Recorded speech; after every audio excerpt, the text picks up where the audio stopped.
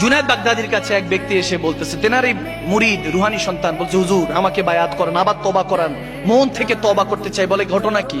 বলে হুজুর আমি তো আপনার খাস মুরিদ, কিন্তু আমি তো সুদ ঘুষ খাই, নাউজুবিল্লাহ, মাঝে মাঝে নামাজ কাজা করি, গুনাহ করি, কিন্তু আমার ঈমান কামেল হয়ে গিয়েছে, আমি আজ থেকে আর কখনো বিপথে চলবো না।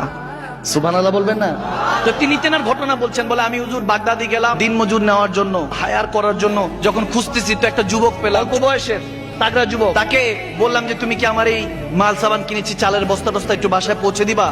বলে হুজুর নিয়ে যাবো ইনশাল্লাহ, কোনো সমস্যা নাই। ওর বিনিময়ে কত? বলে 3 দিরহাম। কত? 3 দিরহাম দিলে হবে কাজের বিনিময়ে। তো সে বলতেছেন যে আমি তখন রাজি হলাম। সে 3 দিরহাম বিনিময়ে বস্তা কাঁধে উঠালো, যাচ্ছে। হঠাৎ করে জোহরের আজান পড়লো। আজান পড়ার সাথে সাথে সে আমার কাছে, ছোট্ট একটা শরীর কিন্তু এই ভারী জিনিস নিয়ে যাচ্ছে, ক্ষমা চেয়ে বলতেছে আমি একটু সময় চাই, আমি জোহরের আজান পড়েছে, আমি একটু নামাজটা আদায় করবো, আমাকে একটু সময় দিবেন। বলে ঠিক আছে যাও নামাজ পড়ে আসো। সে ফাঁকে নামাজ পড়ে আসলো, দেখলাম গেলো আর তাড়াতাড়ি চলে আসলো।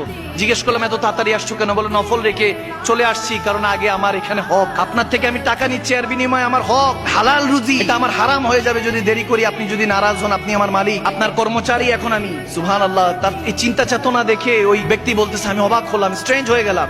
বললাম যে ঠিক আছে চলো। নিয়ে গেলাম বাসায়, গিয়ে বুঝলাম যে সে একটা তাকওয়াবান ছেলে, পরেজগার ছেলে, যুবক। তখন তেনার স্ত্রীকে বলেন যে যুবকটা এরকম খুব ভালো। তেনার স্ত্রী বলেন যে তাহলে ওনাকে বসতে বলেন, আমি একটু খাবার টাবার দিই, দুপুরে লাঞ্চ দিই। যুবক আস্তে আস্তে বলতেছে হুজুর আমি লাঞ্চ করতে পারবো না, আমি নফল রোজা রেখেছি। রোজার মাহিনাও না, কিন্তু বলতেছে নফল রোজা রেখেছি। সেই দম্পতি তারা দুইজনে অবাক হয়ে বলতেছে যে আমরা তো আরো অবাক হইলাম। তখন বললেন তাহলে আজকে আমাদের এখানে তুমি ইফতার করবা? বলে ঠিক আছে। সে তখন মসজিদে চলে গেল, আল্লাহ আল্লাহ জিকির করছে, দুরুদে পাক পড়ছে। কিছুক্ষণ পরে যখন ইফতার সময় হলো, আসলো, ইফতার করলো। ইফতার তৈরি করে যখন খাওয়া হলো, খুব গভীর খেয়াল, খুব গভীর মেসেজ, একটা কথায় হয়তো বা আপনার জীবনটা পরিবর্তন হয়ে যেতে পারে। যখন ওই যুবকটা ইফতার করে রেস্টে চলে গেল, বললো যে আজকে তুমি আমার বাসায় থাকো। ওই দম্পতি যখন বললো আজকে বাসায় থাকো, তখন ওই কথা শুনে সে রাতের বেলা স্টে করলো।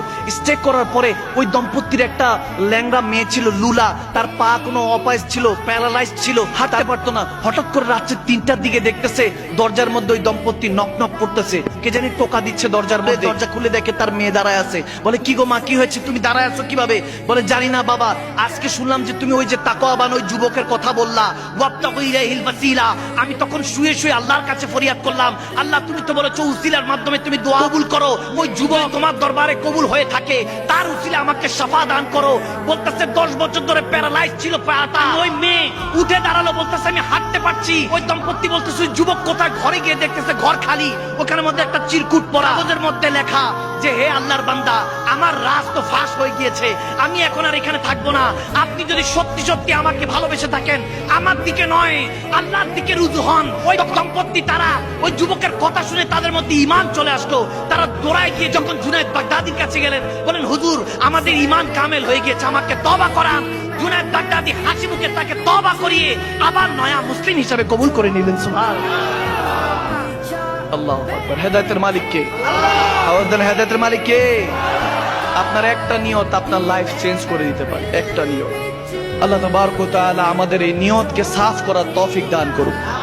উলিল আমরি মিনকুম, আমার আল্লাহ বলতেছেন আল্লাহ রাসূলের গোলামি করো, একজন আল্লাহ ওয়ালার সাথে সঙ্গ জ্ঞাপন করি। আল্লাহ ওয়ালাদের সাথে সম্পর্ক রাখবেন। মনে রাখবেন যার পীর মুর্শিদ নাই, আল্লাহ ওয়ালার সাথে সম্পর্ক নাই, যার শেখ নাই, তার শেখ হলো শয়তান।